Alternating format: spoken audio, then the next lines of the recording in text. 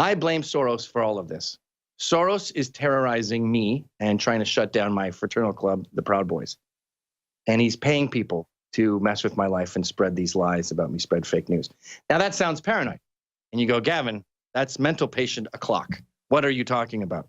He's sitting there with his little checkbook going out and paying people?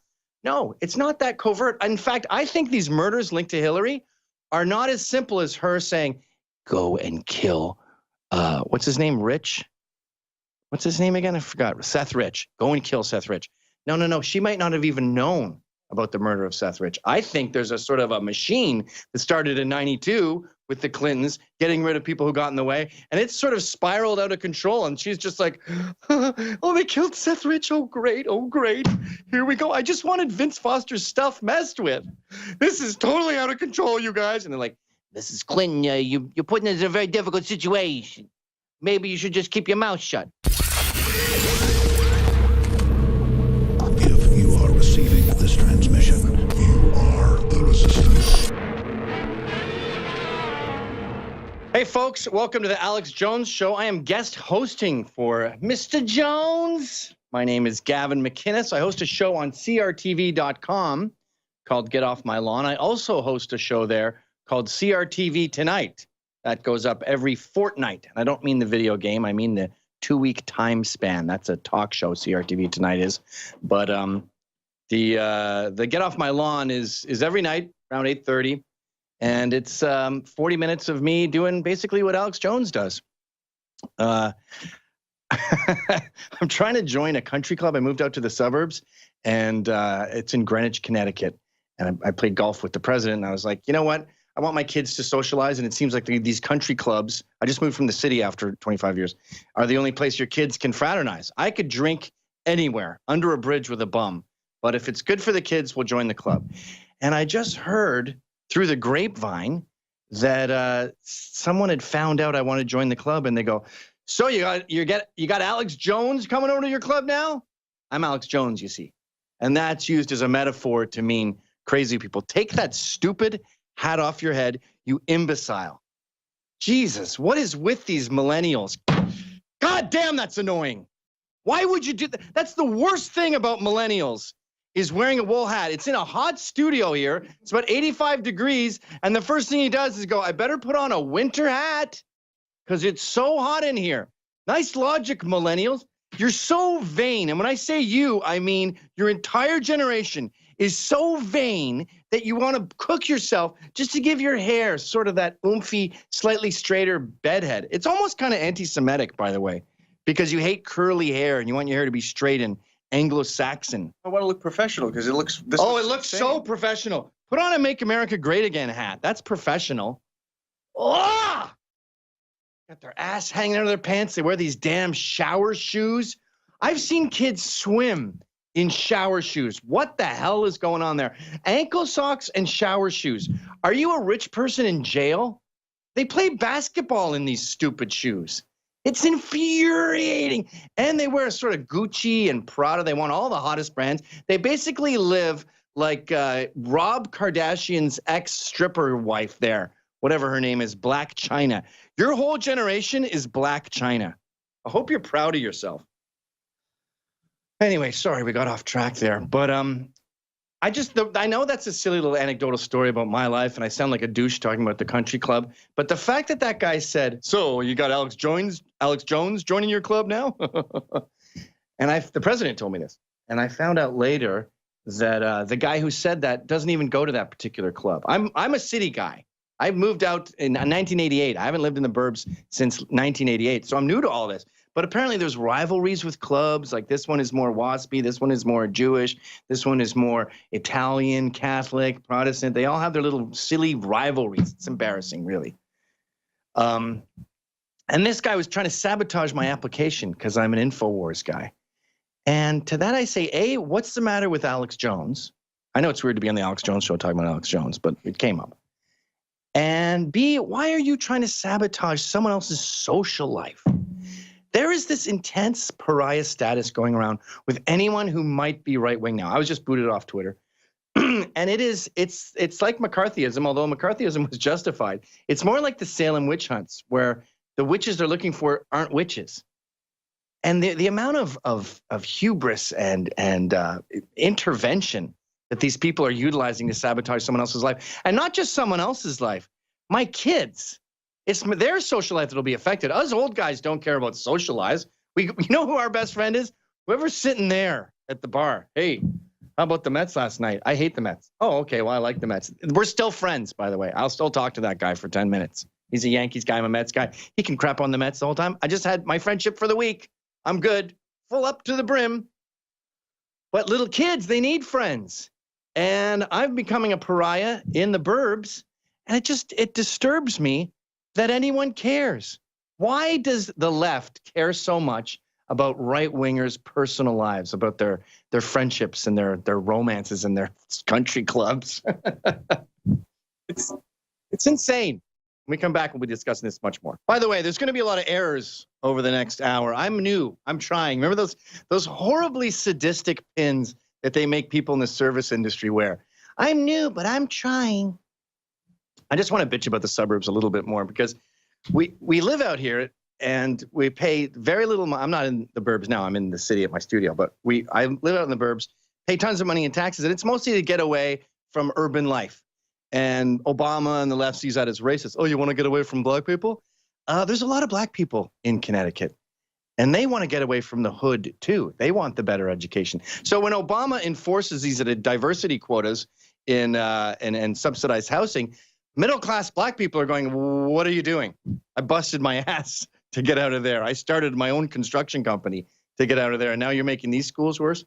But I find that the less diverse a neighborhood is, the more they cherish the diversity. And in Connecticut, they have like the local bar lets the old black guy drink for free. And everyone is so trepidatious about anyone who might be conservative because that might be racist. And you think, racism isn't a thing.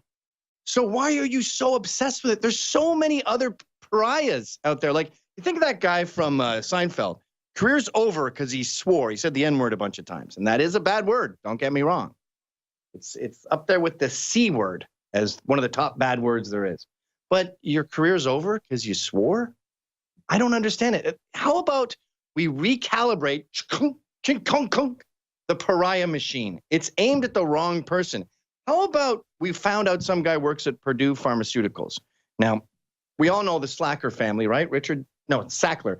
Richard Sackler is the patriarch of the Sackler family. And basically this entire opioid epidemic can be traced back to this one man and his incredibly rich billionaire family. Purdue Pharmaceuticals makes OxyContin, and they had all kinds of incentives there for doctors to push it on their patients. Oh, you stubbed your toe? Here's some heroin. I feel a lot better, dude. And we've all seen like the cashiers nodding out as they're giving out change. They're not punk rockers from the 70s. This isn't a Sid Vicious problem anymore. This isn't Johnny Thunders and the Heartbreakers. This isn't Lou Reed taking a walk on the wild side. This is your dad. And more importantly, this is your son.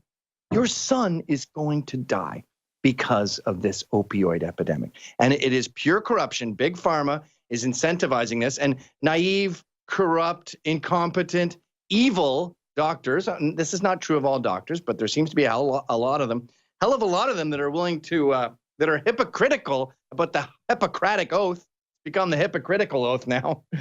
And they're pushing this on these people, these normal Americans, these Ohio farmers, these little rich kids and poor kids are all dying in equal numbers now. It's the one great unifier we have in this country now. It's the Sackler's war on Americans. And so the guy does Oxy, right? You know the story. He has a sore back. He gets addicted to the painkillers. And then they become too expensive to buy illegally after his prescription runs out. So he hears of this thing called heroin. You mean a female hero? Yeah, it's the same word. It's spelled different. Oh, how much is it? It's about $100 for a bundle. A bundle lasts you a month. Yes, please. So now we have suburban junkies, rural junkies. And who supplies them the heroin? Well, there's another convenient thing the globalists have set up for us. Open borders. So now we have heroin pouring over the border, and MS-13 happy to dole it out. Over in Long Island, just up the road from me, it's a slightly less affluent suburb, they have murders all the time, gang murders, because MS-13 is vying for different territories. You know what's crazy? I just remember this right now. Remember that black woman who was there for Trump's his inauguration, and he brought her up and he said, this woman just had her daughter murdered by MS-13, and everyone cried, and we saw the couple. I just read the other day that she was killed. You know how she was killed? It's the woman who, they had a shrine to this poor woman's daughter, and the woman who owns the property there decided that that was hurting her sales. She couldn't sell her home because too many people were bawling their eyes out at her doorstep. So she picked it all up and threw it in her SUV. And then the mother of the victim goes, hey, can you not pick up all these candles and pictures of my daughter? So the woman ran her over and killed her. This is the America we're living in now. Mourning mothers being run over by another angry, I don't know what her background was, but I'm assuming it's bad. So anyway, I bring up all of this to say, how about you find out someone at Purdue Pharmaceuticals lives down the street, and how about there's some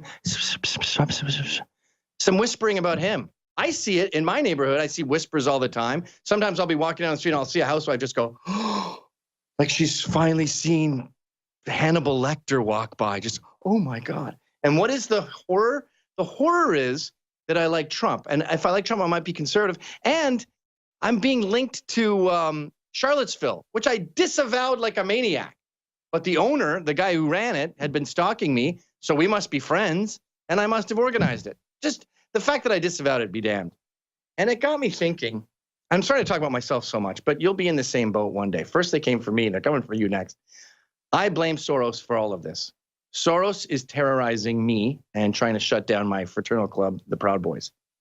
And he's paying people to mess with my life and spread these lies about me, spread fake news. Now that sounds paranoid. And you go, Gavin, that's mental patient o'clock. What are you talking about? He's sitting there with his little checkbook going out and paying people? No, it's not that covert. In fact, I think these murders linked to Hillary are not as simple as her saying, go and kill, what's his name, Rich? What's his name again? I forgot. Seth Rich. Go and kill Seth Rich. No. She might not have even known about the murder of Seth Rich. I think there's a sort of a machine that started in '92 with the Clintons, getting rid of people who got in the way, and it's sort of spiraled out of control, and she's just like, oh, they killed Seth Rich, oh great, here we go. I just wanted Vince Foster's stuff messed with. This is totally out of control, you guys. And they're like, Mrs. Clinton, you're putting us in a very difficult situation. Maybe you should just keep your mouth shut. And I don't think George Soros is going, oh, we killed someone else. I think this is what happened with Soros. He's a billionaire, right? And he hates the fact that he spilled the beans in his own books about working with the Nazis. And in his own books, he basically said, I was a paper boy who would go door to door and say, this house has Jews, this house has Jews. Hey, Jews, you should leave or you're going to get killed. Hey, Jews, get out of here. That was his thing. He put the notice on your door. But instead of saying, we're having a sale at Penny's, it said, we're going to kill you. And when he talked about it on 60 Minutes, he said, it was the greatest time of my life. I don't regret it. It was fun. And then he went, that was probably not great PR. So now he's changed it to, I was hiding, I was alone. And his father, by the way, was a total globalist, atheist, didn't just hate religious people, but he was an anti-Semite. He was a Jewish anti-Semite. And he was not a fan of any religious people at all. In fact, he wants us all to be atheists, and he wants the whole globe, he's dead.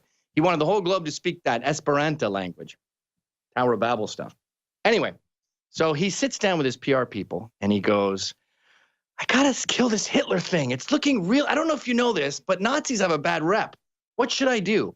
And his people said, all right, here's what we do. We changed the story to you're a Holocaust survivor, and you had to go to these places or they would have killed you, and you were in disguise, and you were a little kid, you had no idea what it was doing. You were only 14, and you were crying the whole time, and you were just sort of like a deer in the headlights the whole time. And he goes, love it. Okay, what about the truth, though? And they go, oh, we'll use lawfare and fake news, and we'll terrorize anyone who brings up the truth of what really happened and hurts this whole Holocaust survivor narrative that you have going for you. And he goes, thanks, sounds good, sign off on it, bye. That, I think, is the end for Soros. And now the bots, the staff, they're out there. Like Ezra Levant wrote an article about George Soros where he brought all this up. And curiously enough, shortly after that, Ezra Levant has been battling ridiculous lawsuit after ridiculous lawsuit from people who would normally have no money, like teachers suing him because he said this that is tangentially related to their profession. And I'm looking at these court cases and I go, Ezra, this is lawfare. Someone is behind this. And I honestly believe it was the thing that started a long time ago with that article, which has since been taken down, by the way, that 600-word article. And I think I'm going through the same thing. I think I'm part of this sort of computer virus that the Soros machine sort of sends out in the system to mess with your life and mess with your kids' lives, of course. All right, we're going to be back after this with more me bitching about my life. And we're back to Gavin Macinnes filling in for Alex Jones and treating you like my psychiatrist. I'm lying on the couch here bitching about the sort of pariah status that has been imbued upon me. And the reason it's relevant to your life is I believe that this can be traced back to Soros. I'm obviously not saying that he sits there writing a check saying, terrorize Gavin. I wouldn't be surprised if he has no idea who I am. But I think in the cases of Hillary Clinton and George Soros, all these horrible things that happened was started by a domino they pushed long ago. I wouldn't be surprised if Hillary Clinton's people murdered Seth Rich and she didn't know that it happened. I believe that she was complicit in murders in the early 90s with all of Clinton's various mistresses. There's so many murders of a woman like that. His translator, his deaf sign woman, he was definitely sleeping with. I shouldn't say definitely. I'm convinced he was sleeping with, and she was robbed when she worked at Starbucks. After she quit, they shot her in the head and take any money. Or her chef who drowned face down in a creek while camping. I mean, go look it up. And I was kind of cynical too about the things she did, but there's about 40. And I always say to liberals, I go, okay, I get that sounds crazy, right? Where's Obama's list? You know where Obama's chef is? He's making a BLT right now. He's alive. You know where this woman who was seen with Obama late at night is? She's picking her nose right now at the gym, waiting to use the treadmill. She's alive. All these people around the Obamas, you got to use the Obamas too, because they can't handle any other kind of metaphor. They're all fine. George W. Bush's chef is fine. It's just this one person that has this long list of curious deaths. And so that, I think it's the same with Soros. I think he had a meeting a long time ago and said, terrorize anyone who brings up that Nazi thing, make their lives hell. Make sure they can't work at a country club. Make sure that they're known as Alex Jones, and make sure Alex Jones has stigma too. He talks about me all the time. I want his children to have trouble in school. I want his daughter's tutor. Like my daughter's tutor recently quit because of my politics. And the thing I was saying earlier is I wish it could be for something that I actually believe. Or I wish I could be an actual bad guy. Like if you work at Purdue Pharmaceuticals, you should be a pariah. Your children, I shouldn't say your children should suffer. That's insane. But if anyone's going to be a pariah, it should be someone involved in big pharma, someone whose job actually does lead to deaths. And these bad guys that they have, these so-called racists and Nazis, whatever, like Richard Spencer, he's not me, okay, obviously. But even him, his beliefs don't lead to deaths. I mean, can't you be mad at actual bad guys? Can't you terrorize actual bad guys? So sorry, I've got too many threads running at once here. But the Soros thing, I think, so his little bots, and I picture them as kind of females. I picture them as lesbians. They're in law. And I think they're the ones who dole out like the money for this BLM stuff and all that. And he's just like, go ahead, handle it. I don't want to hear about it. I'm busy in my jacuzzi. So I think Charlottesville has been pinned to me quite a bit. And I was very adamant from the beginning, I don't want anything to do with this. Now, Jason Kessler is the guy who organized it. Jason Kessler kept trying to join my group, the Proud Boys. He went to 2 different things. Showed up, he seemed nice. Hey, blah, blah, blah. We did our little ritual. And then, both times we started to smell a rat, kicked him out. He called me regularly. It was very friendly and said, I'm just a guy who likes statues. And me too. I also think statues shouldn't be torn down. So we bonded on that. I said, are you alt-right? He said, no, absolutely not. Lied about it, right? And the Charlottesville thing was pushed as a let's stop taking statues down thing. And the statues thing is getting ridiculous. In my home country of Canada, they just took down a Sir John A. Macdonald statue. What? Because of the way he treated the Indians. We tried hugging them. They killed us. You got to play rough, I'm afraid, if you want to stay alive 300 years ago. Anyway, I smelled a rat anyway. And I said, you know what, Jason, I don't trust you. You're out of the Proud Boys. You've got nothing to do with us. And this is like 2 months before. I said, we're not going. Anyone who goes is evil. I disavow. And then he called me. I remember it was on the beach. It was during the summer. And he was panicking, saying, you got to come. We'll pay for your flight. look, this is just about statues. We need to unite, blah, blah, blah, blah, blah. And portrayed it as a wonderful thing. And I said to him, I remember this vividly. I got mad because he was so adamant about it. You know, he just wouldn't take no for an answer. I said, look, dude, I fought Nazis in the 80s. We had our Rock Against Racism concerts. I had my events where I was out there busting my ass and on the phone, making sure this guy's going to come, that guy's going to come. I've done all that. Now I'm with my family in the summer. I don't want to hear about your event. You go have your event. It's none of my beeswax. And he seemed panicked by that. Whereas anyone else who's organizing a thing goes, oh, you can't go? Okay. Next on the list of who can do it. And I'm convinced in retrospect that Charlottesville is a fake thing. It was set up by Soros lackeys to discredit the right, to get rid of people like that were near the edge, like Milo Yiannopoulos and Lauren Southern, to get us in there and mix us with the Nazis, who hate us, by the way, and then discredit us all, and we'll be done. And I do believe a lot of those guys with tiki torches were real guys. When they were saying blood and so on, all that Nazi stuff, I believe they believe that. I think a lot of them are autistic weirdos.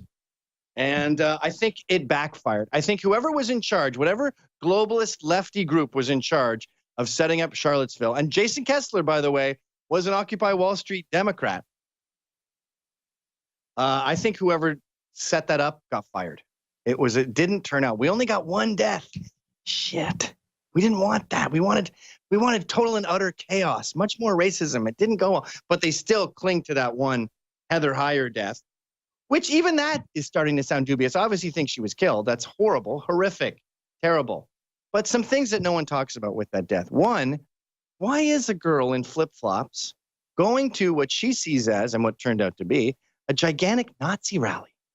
Like, I think MS-13 is a scourge. If they were having a gathering, I'm a pretty good fighter. I box 3 days a week. The idea that I would just march in and go, hey, not on my watch, MS-13. You're out of here, Buster. I'm scared of MS-13. I'm scared of gangs. I don't go up to the Mongols, and I'm not going to say anything bad about them, even as a metaphor, because I'd hate that to be taken out of context, because they're dangerous dudes. So why is your daughter going there? That's A.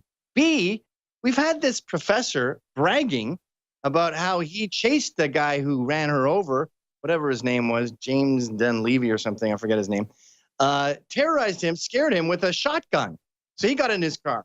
And we've also seen footage of them bashing at his car, smashing windows, freaking him out. Ah! So this whole thing was a complete mess. And I think it's something much more sinister than it's made out to be. And by the way, also, for the record, this was the worst they got, right? It took all this maniacal planning and lies and deception and pretending it's about statues, and they managed to scrounge up, what, 200 guys? What is the population of America? What are we at, like 360 million?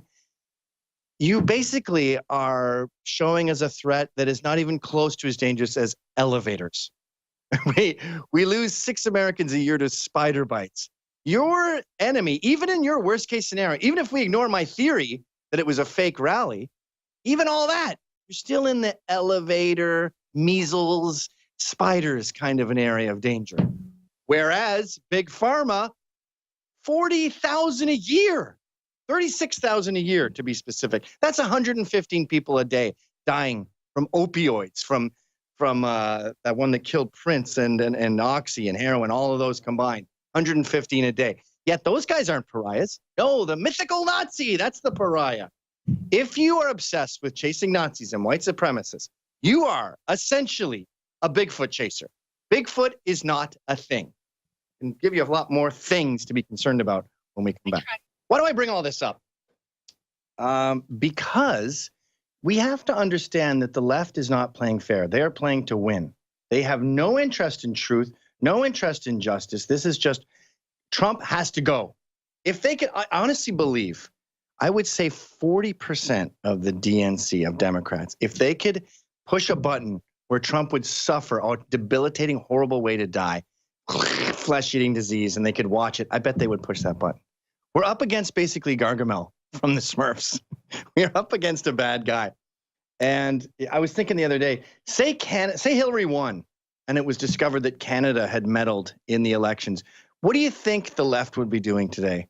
They'd be saying, ha ha, suckers. Oh, sore losers, what's the matter? You lost. The last thing they would do would be even considering impeachment, they would be laughing in our faces. And that's one thing that bugs me about the right.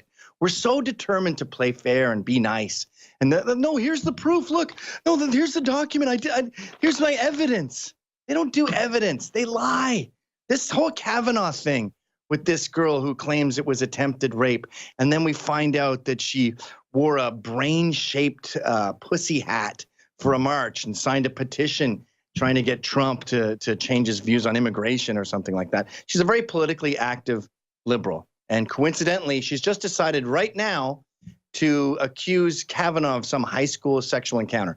Now, there's one thing the left is going to do here. They're watching us with bated breath, dying for us to say something like I just said, but much worse. They want Trump to go, forget it. She's a liar.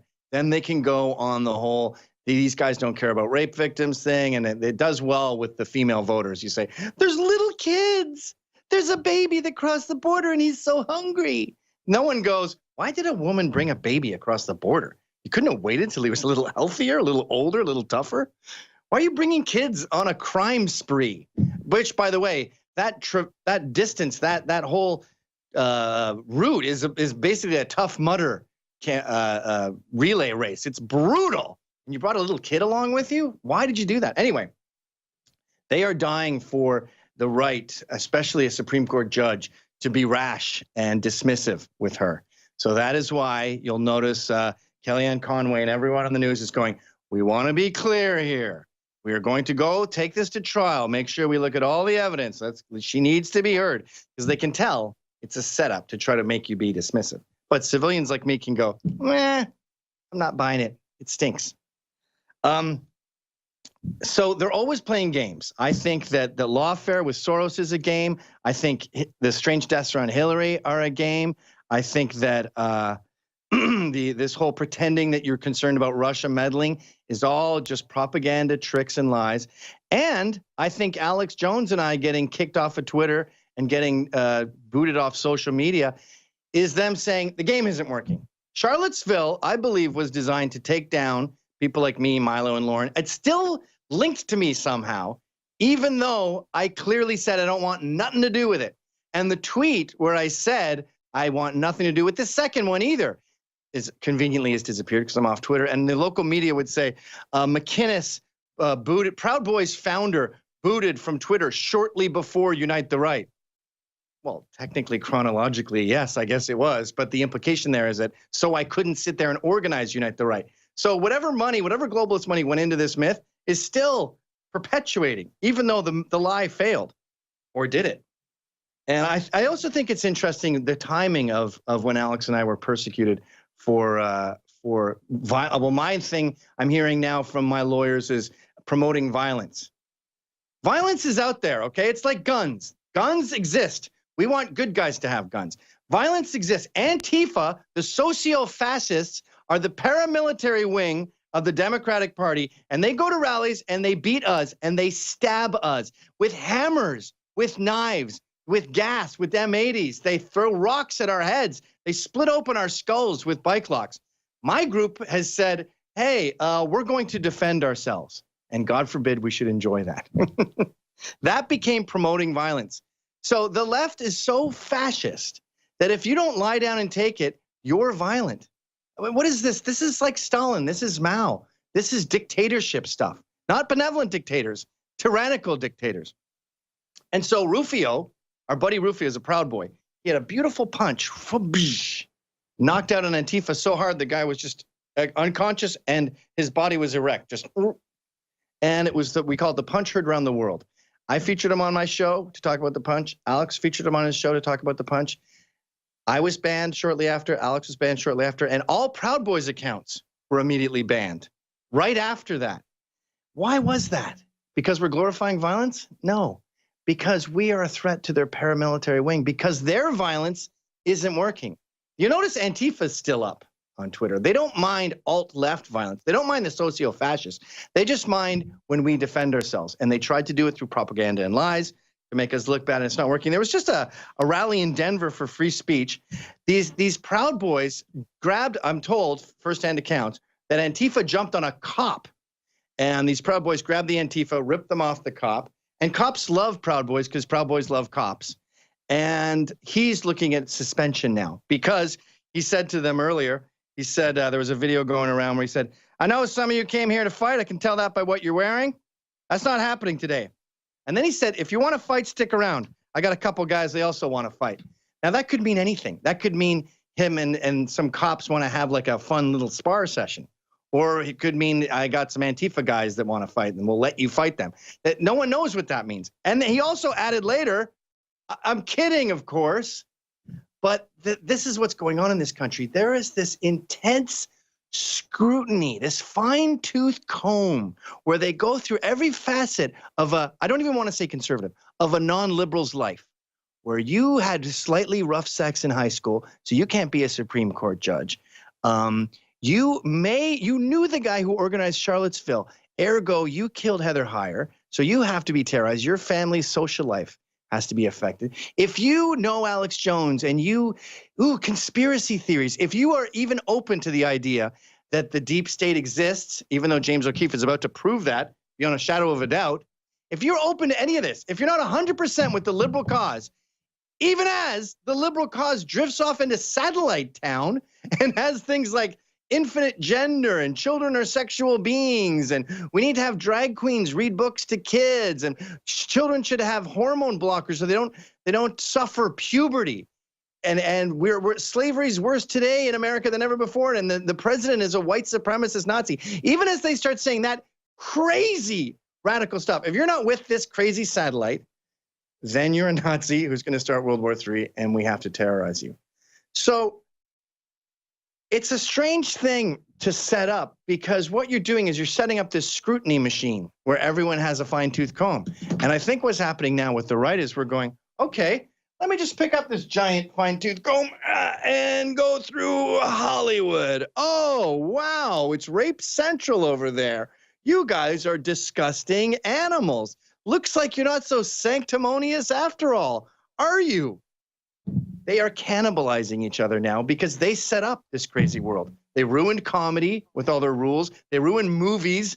You can't watch an action movie now without some guy who looks like some chick who looks like my baby sister beating the crap out of 10 Green Berets. They ruined everything with this social justice warrior dogma. We're over here on our own platforms, untouchable, making more money every time they ban us. The Infowars became the #1 app ever after they decided no one can hear it. And they are left to their own devices, which is a communist, disgusting hellhole. Folks, will be back to discuss some funner stuff now that I got that off my chest. And that's going to be in a minute. So I'm preparing you to say goodbye because I know you get separation anxiety when I just cut out like nothing. So I want to slowly ease you in to some words from our sponsors so you don't get all triggered and start shaking and convulsing and saying, you left me too fast. Actually, that is a good metaphor for the left today. They're not just crazy, they're crazy ex-girlfriends. You know the one that stalked you? They're like that. You know they can't beat you up, but they will smash your front window and scream and start bleeding on your desk until your boss goes, dude, I gotta let you go. This crazy lunatic woman, I don't know what you did to her, but she's terrorizing the whole office. Anyway, I'll be back to tell you how to deal with the crazy ex-girlfriend that is the left. And we're back, folks. Don't you forget about me. I'll be alone, dancing, you know it, baby. You know what people don't know about the New Romantics, that scene in Britain where you had Human League and Flock of Seagulls and Simple Minds and all those? You'd see them in these white suits with their hair like that, and you go, what a bunch of wimps. What a bunch of girly men. No. You see, that's back when the economy was booming in Britain thanks to Thatcher's privatization. And blue-collar guys were busting their asses in factories all week. Tough guys, British men. And so when they partied on a Friday night, they're like, I'm going all out, mate. So with the glam, they'd have like orange suspenders, like Elton John-looking guys with big sunglasses and a funny hat and like big giant boots with big gold stars on the side. Or they'd dress up like women and be like, hi, I'm a lady. Look at me, guys. And they would beat the tar out of you if you had a problem with their pink suit. So back in 1980, if you saw a guy walking down the street who looked like he was in Human League, you just go, all right, mate, take it easy. He'd be drunk out of his mind because they would party. I mean, they worked hard and they played hard. But don't sleep on Flock of Seagulls. They were tough, believe it or not. So I want to wrap this up with some optimism, but I want to go over my whole sort of hypothesis here, which is, and I think this is relevant to mention the Alex Jones show, because from afar, a long, long time ago, I was like, oh, that's that crazy guy with those nutty theories. And then you start looking into it. I wrote an article on tackymag.com, actually, about the Hillary murders and how curious they are. And I only focused on the ones that had a ton of evidence. But as you start looking into this stuff, you go, I was listening to the left's narrative where George Soros has a big bucket of money and anyone who punches a conservative gets $100. Although something that crazy does happen. You looked at that, the Kavanaugh hearings where we saw a woman getting paid from an envelope, or a protester. Here's your money, lady. Good job screaming and screwing up this hearing. Great job. But there's a gray area in between. And Soros can be funding lawfare and terrorizing people based on a decision made years and years ago that says, yes, I don't know how to do George Soros's accent. Yes, one thing, the Nazi thing I don't like. So have anyone who mentioned that, catch them up and stuff, give them not parking ticket, I guess you can do that. But pay Media Matters to look into it and then really bug them all the time and get some stuff going. Maybe even have a rally where they look bad. That's going to be my new George Soros, no matter what he actually sounds like from now on. Hey, I'm George Soros. What are you guys doing? For example, here's another thing that I know something fishy's going on. Someone will put together a compilation of every time I've said something untowards and just like take the joke part out so it sounds like a racist thing. And that requires watching 700 hours of video. Now, we all have enemies, but who watches 700 hours of a show? I wouldn't watch 700 hours of Alex Jones in a row. I mean, I love the guy. I love this show. I don't have time for that kind of attention. And Media Matters and Right Wing Watch, they'll parse every minute of my show. Who's doing that? I think they're getting a check. Now, it's not originally from Soros, but it'll be from something like the Center for Democratic Progress or some other name. And that group will get a check from a company called Helping Americans Love Again. And then that company, the company that gives them money, will be called Free Hugs for Everyone. Eventually, it's completely untraceable back to Soros, but he starts this first domino. That doesn't sound like a conspiracy theory to me. And a lot of this stuff, you can see he admits. You read Soros's books, and he's very open about his Nazi past, unfortunately for him. And he's also very open about the billions of dollars he's poured in over the years to various leftist causes, and that includes BLM and Antifa. Now Antifa goes, oh yeah, where's my check? Sorry, dude, it's like an Indian reservation. It doesn't actually make it down to the actual people. The top brass keeps it all. It's just like big government. The administrators, they keep the money. They make the nice signs that were made at Kinko's for you to carry around. You might get $100. Some of these protesters get $100, but they don't get real money. So what do you do about all this? What do you do about getting fired? I get so many people that say to me, Gavin, I want to be honest and talk about free speech, not be racist, not be anti-Semitic, just talk the way my dad talks in bars, like a normal person, you know what I mean? And not think that 4-year-olds should be wearing a dress. What the hell is that dog doing? Why did you bring a dog to the studio today? Anyway, I want to do that, but I might get fired. Here's my solution to your problem, sir. Get fired. I've been fired a million times. I've lost entire careers, and I'm still making money because this is America. When you put your nose to the grindstone, you make money. I'm making more money this year than I've ever made in my life. And that's because I'm just honest and I bust my ass, and America rewards those who bust their ass. America punishes those who live in fear. And the more you capitulate and the more you apologize, the more you will suffer. And that includes monetarily. What about that Kramer guy you were talking about who yelled the N-word? His career's over. Yes, because he capitulated. He apologized. He should have been doing stand-up the next night. With the World Trade Center, we should have been rebuilding the towers on September 12th. We should have had the blueprints out from the old towers, dusted them off, and recreated the same towers. You dust yourself off, you get back on top. I heard Ben Shapiro, whom I admire, say that, colleges are Marxist hellholes. What should I do if I don't toe the line, the liberal narrative? I won't graduate. And he said, well, you can't fail. Can't get booted out of college, so just toe the line and then make tons of money and say, ha, at the end, I'm rich, I was lying. I disagree with Ben on that. I say, write the truth, Talk about your various conspiracy theories, back them up, admit that you don't know this, but you think this. This there's hard evidence for. This there isn't, just my gut. And then get an F. Get booted out of college for telling the truth. Get in trouble. You know, you don't want your marriage to fall apart. I'm not saying that you sit there screaming at dinner parties until no one wants to have you and your wife over for dinner. I'm not saying be a dogmatic bore, but when the time comes to be honest, to be yourself, to stand up, stand up. Look at Tommy Robinson. He recognizes there's an Islamic scourge in America. And this is something I'm glad I still have time to get to. I was saying earlier that if we're going to aim our pariah machine at someone, how about someone who works at Big Pharma like Purdue Pharmaceuticals, who also, by the way, own the patent to the generic heroin and also are working on a patent for the cure. Not the band, the cure to heroin. So it's right out of a Superman movie where they give you a disease and then they can make money off the cure. That's one group that deserves the kind of status these non-racists keep getting. And when I say non-racists, I mean people who are accused of being Nazis. But another group would be Islam.